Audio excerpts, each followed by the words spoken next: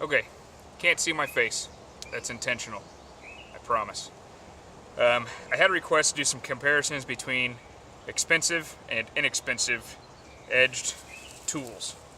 Um, Not surprisingly to those who know me, I had many of these already at home. I did pick up, I believe, 2 recently, 3 specifically for this. So I'll go through what's laid out here. I'll talk about the 2 or 3 things that I'm going to do with these tools, probably 4 things actually. And then I will go ahead and do some of the tests, and some I'll do on video and some I'll just talk about afterward, and then come back and give you kind of my overall opinions. So we'll start with the things that will cost you some significant, just some significant money. The crap that's expensive. We're just going to start with that and keep it there. And some is moderately expensive, some is extremely expensive, and then we'll talk about one in the middle and why I put it with the less expensive things, and just to prove a point. So we'll start with knives. First off, we've got a Falk Niven H1. If you go buy it, you're going to drop $120, $130 at least, new. I traded some things for it, so it did not cost me that. I am not, start off up front, I am not a metallurgist. I'm not an expert. I can't even tell you the difference in grinds. What I will generally tell you about is the fit, finish, how it feels in my hand. I'll tell you, I'll give you an estimate of blade thickness, just eyeballing it, and then let you take a look at it from here, and then I'll take a couple still pictures of the whole layout so you can get some ideas. It's got blue scales. I think they're micarta. Not 100% sure. The blade is about, I'd say about 1/4 of an inch steel thick. Like I said, it's a Falk Niven H1. Came with a nice leather sheath. It's a heavy, heavy knife. It feels really good in my hand. This was the everyday carry knife in the bush for me for 2 or 3 years, and I still pick it up every now and then, just depending upon what I'm doing. So that's the first one, $100+. The expensive knives are going to be all about $100+, with one exception here, and that is this little guy. This is just a Boker Magnum. It is a small Boker knife that was actually designed with a belt clip. It fits very well in my hand for fine work. It is a very thin blade, probably somewhere in the neighborhood of 1/8 of an inch, if not even a little less. Very, very thin, very light, holds an edge very, very well because of that, and is great for fine work. And the reason that that's laid there is because on my Falk Niven sheath, I've just Ranger banded the case for that Boker right onto the front of it. I've also got a ferro rod on there and a P38 can opener tied to the ferro rod. So I've, in essence, made a very simple multi-tool out of that sheath. Next up, you've seen this in my kit video, is my Rat 3. The coating, I've worn the coating off the spine completely, using it for ferro rods. It feels really good in my hand. I carry this knife every day at work. It's got micarta scales that aren't polished like the Falk Niven. I put a little lanyard on it. It's got a plastic sheath with a belt clip, and if I haven't posted it yet, I promise I will. The video of me epoxying a ferro rod and a mag bar onto the sheath, making that a little more user-friendly also. You can see that I get a pretty good spark off of that. So that combination is the next one. These still retail over $100, about the same as the Falk Niven, 120 and change or so.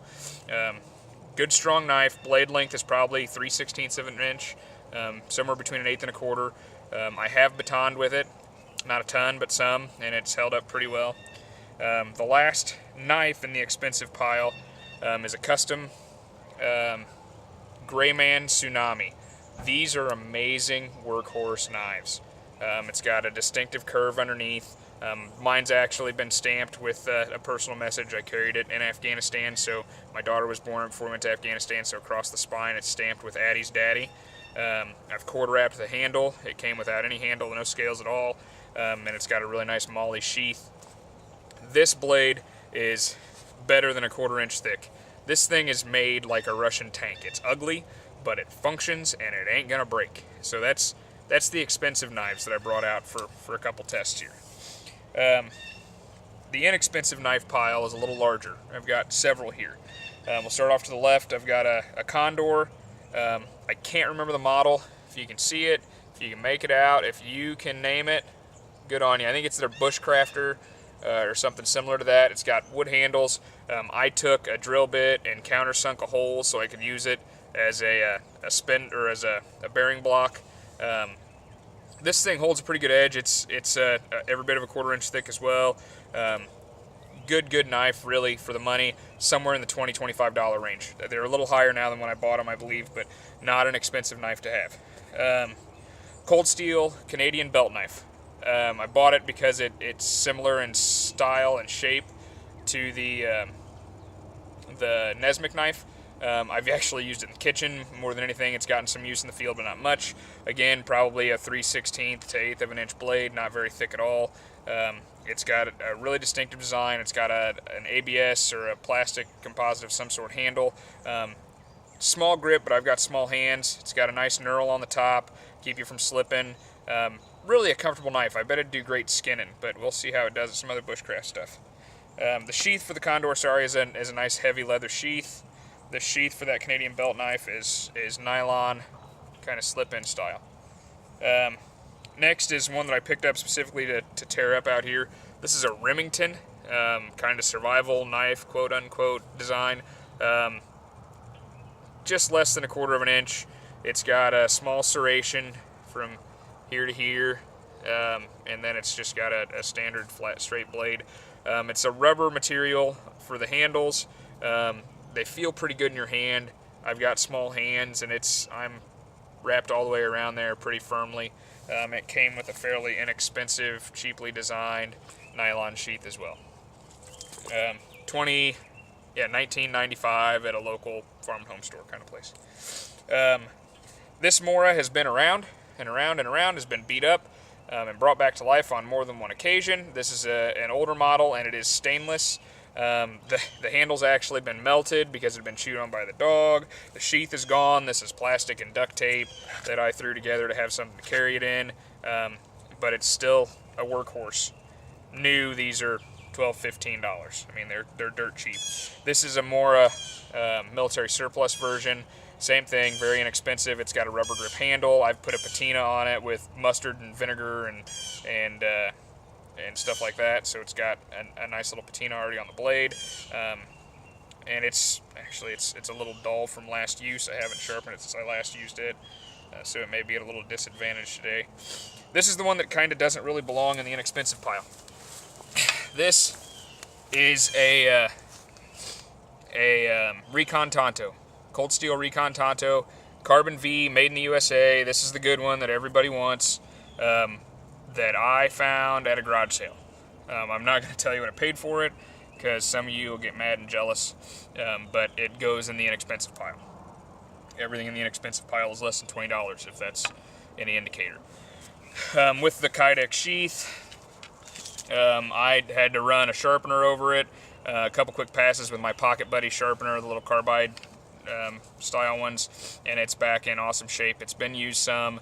Guy flat out told me he's batoned a lot of wood with it, and it's been stabbed through something hard. I mean, the coating's coming off the tonneau tip. So it's been around. Good rubber grip, nice heavy knife, every bit of a 1/4 inch thick. We'll beat it up a little bit more today. So that's knives. Over here, you've got a log full of hackers. One that doesn't really belong, so I'm probably not going to test it much. The other three I will, though. I'm going to start on this end with the most expensive of the three hatchets or axes, and then I'll work back the other way, and then I'll talk about the one that doesn't belong. This is an SA Wetterlings, the 19-inch camp axe. My wife, who is amazing, bought it for me for Christmas this year. $65-$70. So really, I mean, it's no Grand Force Brooks, which I wouldn't spend the money on, to be honest with you. But it holds an amazing edge, has done great work in the woods already since I got it. I've kept it pretty well oiled or greased with tallow, one or the other, and it came with a really nice clip-on leather blade protector sheath-ish. So that's the expensive one. Come down the line and go next in price. This is a Fiskars camp axe. It is a little bit shorter, probably 3 inches shorter in length. It's got a hammer pole. It's got that indestructible plastic handle. Actually feels really good in your hand. Is really, really well balanced.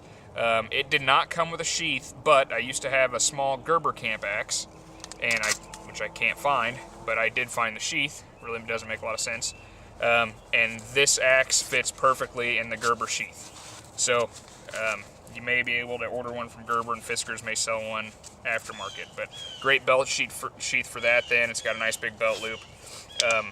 This is actually a really good tool and is significantly lighter than the Wetterlings. The third one is listed as a boy's axe. 2¼ pound head. Picked up at a local farm and home store. It's got about a 24-inch handle, I would say, made by Trooper.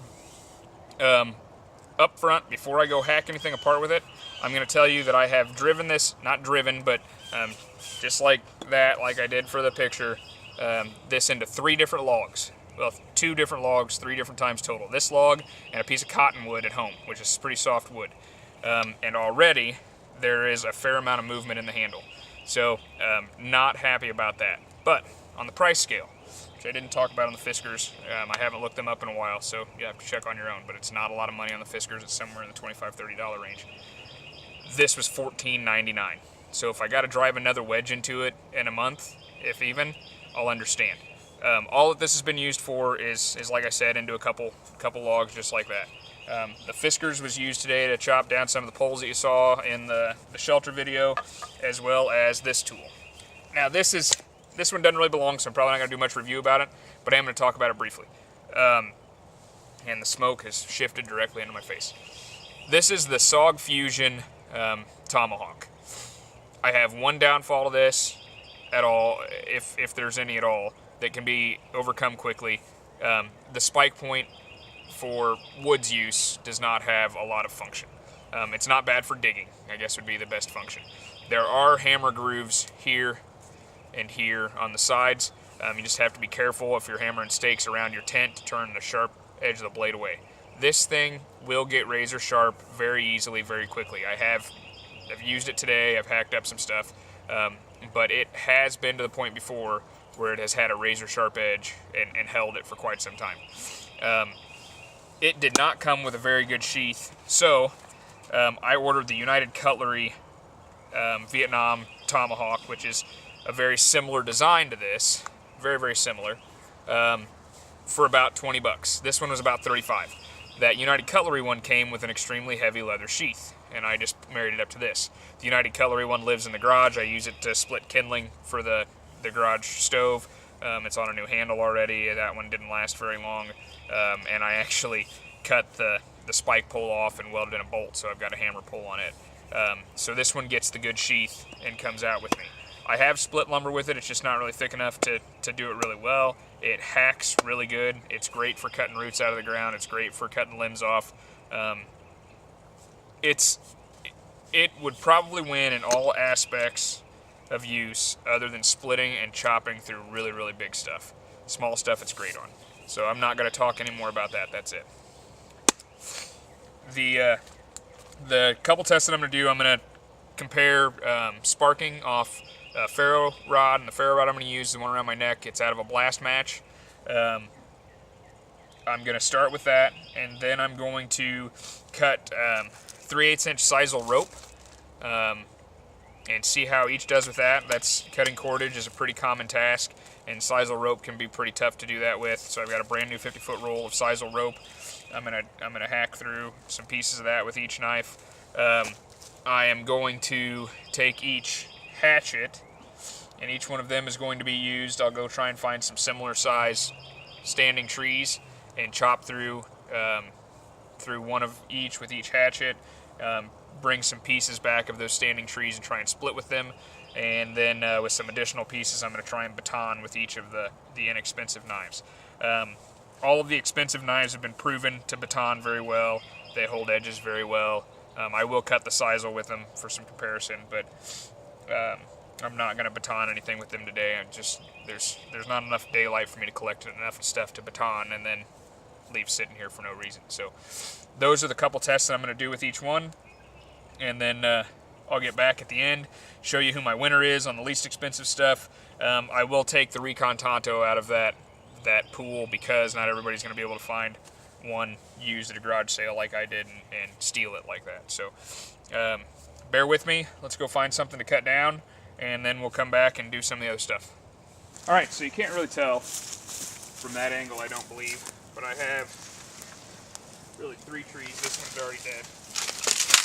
Growing side by side here. These two are alive and are fairly same diameter with each other.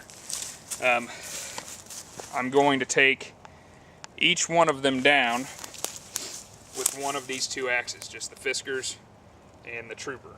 The Trooper gets to be too beat up and I can't make it through with that, then I may finish it off with the Fiskars, because I can tell you the Fiskars is the better chopper out of the bunch before I've even swung this to chop. So I'm going to start with the Fiskars. I'm going to try and get it low down in here and get these taken down. They're intertwining each other, so the way this one's wrapped, I'm going to cut it first, and then I'll switch to the other side and cut on the other one. So let's see how these things chop. This has got a much shorter handle. Keep that in mind as well as you're watching this.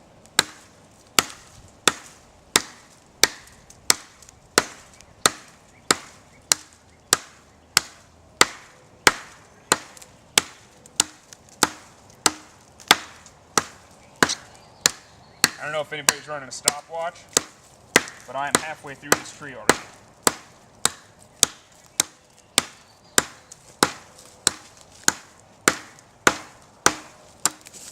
I am swinging one-handed, and I am barely out of breath. Really not all that out of breath. I'm talking as I'm doing it.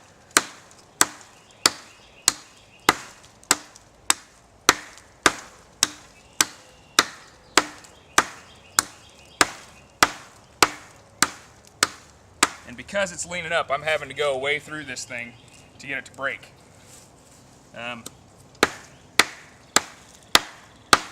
You've stayed with me through this whole thing. I'm going to bring the camera up here and show you where I'm really at on this tree, because I don't think you can see it from there.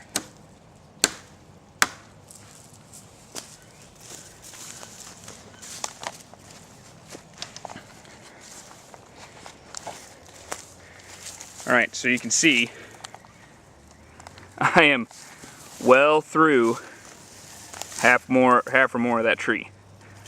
So let me finish her out here.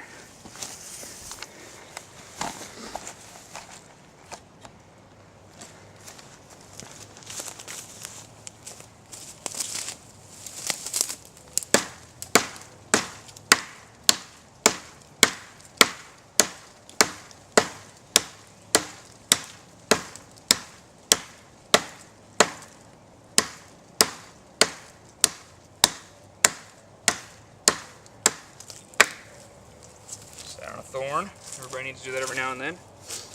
Feels great. Sorry to have my back to you, but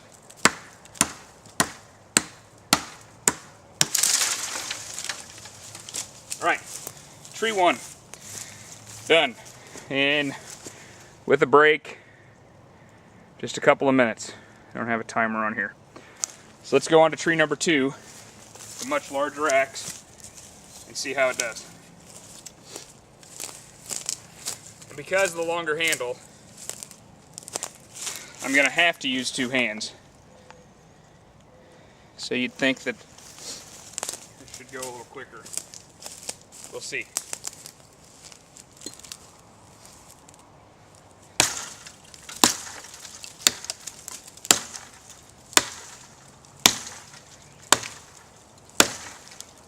It is definitely not biting as hard. So I'm not throwing as much timber. It's much more likely to glance out.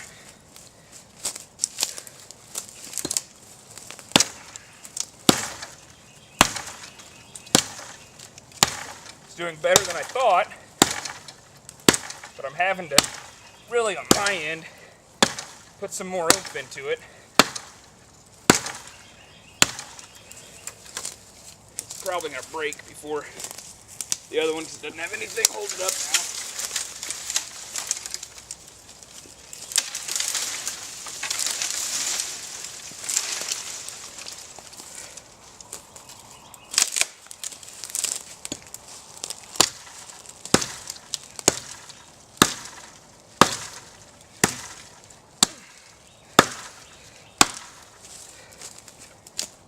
faster, but it's harder work to accomplish the same thing.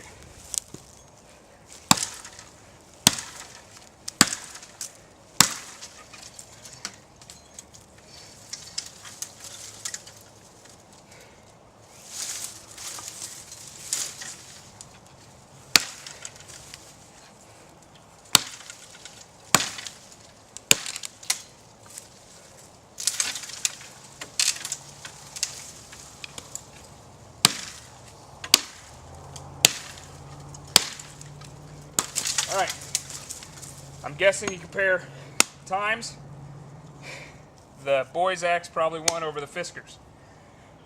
But as far as effort, I promise you, I work twice as hard and at least half the time heaving that Boys Axe.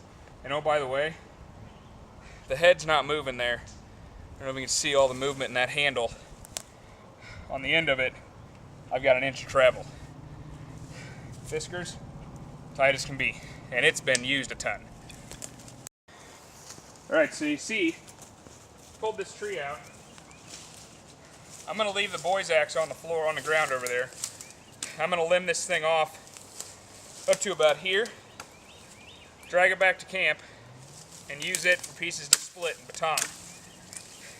And I'm going to work this Fiskars the whole time, and then even when I go back and split, I'll compare the Fiskars and the Boys Axe, just because I'm not comfortable with that handle the way it sits right now. I don't want to give it any more work, but I want to get some splitting into it. So I'm going to work this Fiskars a little extra hard to get there. And like I said, the Fiskars has been worked all day. I cut some of the poles and stuff earlier with it. It's been worked for years before this. I mean, this is a chopper. It's worth every penny that it was purchased for probably 10 years ago. And I have not heard any stories about Fiskars quality going down in any way, shape, or form.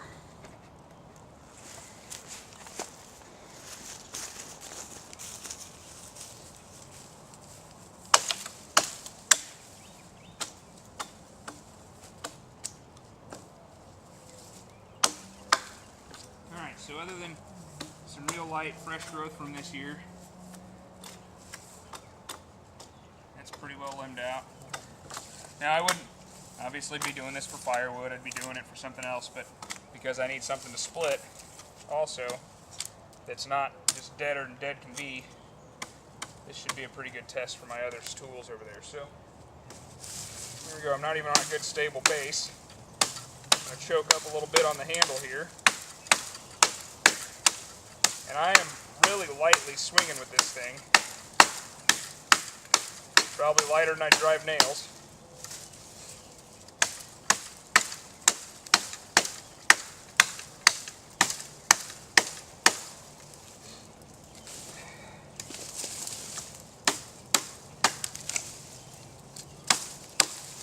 Boom. Drag this brush off the road here.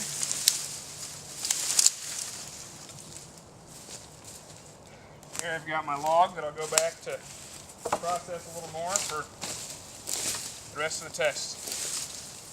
Like I said, I'm going to use this Fiskars to process that whole log down. Alright, we're back at the campsite here. Brought over all my lumber, all my timber. Try and give you a better view of this handle. So that is stuck in there, not real deep. You see my hand out here on your right, my left, how much movement I've got? Hardly any of that's in the log. It's all in the handle. That's why I didn't want to chop on all this, but I processed this pile over here completely with that Fiskars. I kept the smallest section off the end to use to baton with. And to start with here, some of these pieces, and because of the spike on them, because I did chop them with an axe, I'm going to be a little creative here in splitting. I'm going to go ahead and get into the end I don't know if that's going to work either. I think they're going to get split on the ground instead of on the log. We'll try it with the boy's axe first here. See if I can get in there and get it to split or not. I think this will be where this boy's axe shines, because it's got the extra weight and because it's got a little more width in the axe head.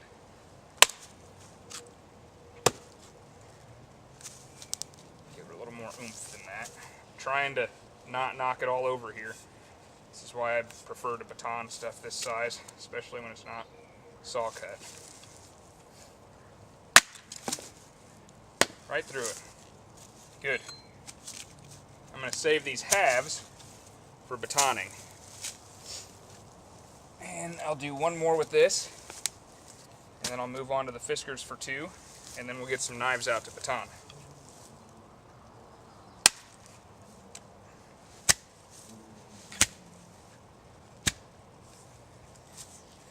It's not bad.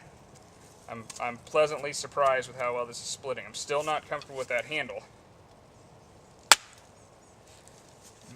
It's bad grain in the wood there. It got me off-centered. Could just be that I can't swing an axe.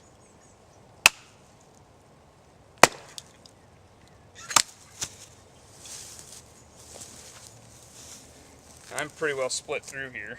I'm going to go ahead and drive it all the way through. Getting it seated again.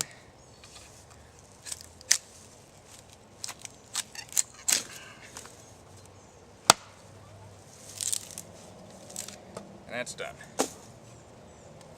Alright, now then, my concern still, that handle obviously isn't getting any tighter. So I've done what? Chopped down one tree and split 2 pieces of wood with that. And that thing needs a new wedge already. This one's got a little bit of a knot in it, but we'll give it a shot here. Again, I don't have much in the way of a handle on this. But I've gotten driven in there pretty well.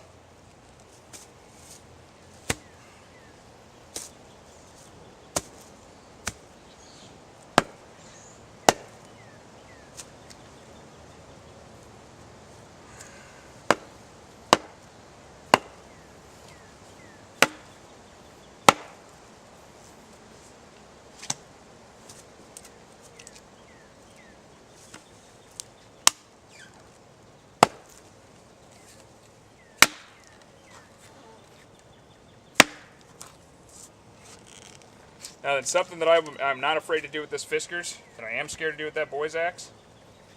Drive this thing back in there a little ways.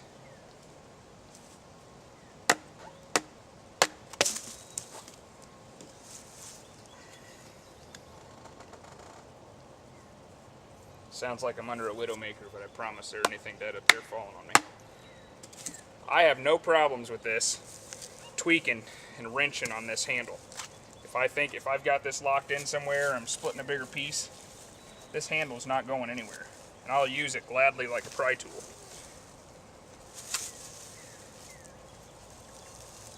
I don't know if you can see that, but I've got that head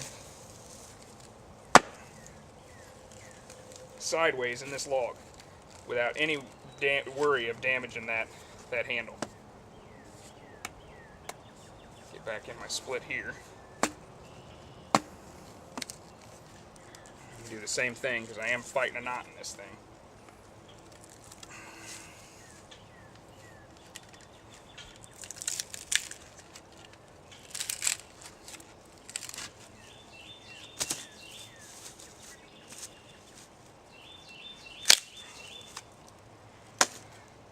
A little more work.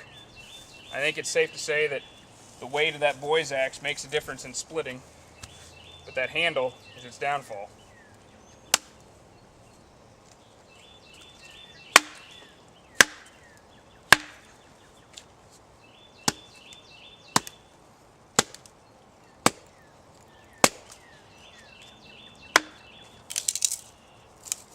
So 2 splits on both. I'm just not convinced that handle's the way to go. So, come back and talk about those a little more in a little bit. Now let's do some knives.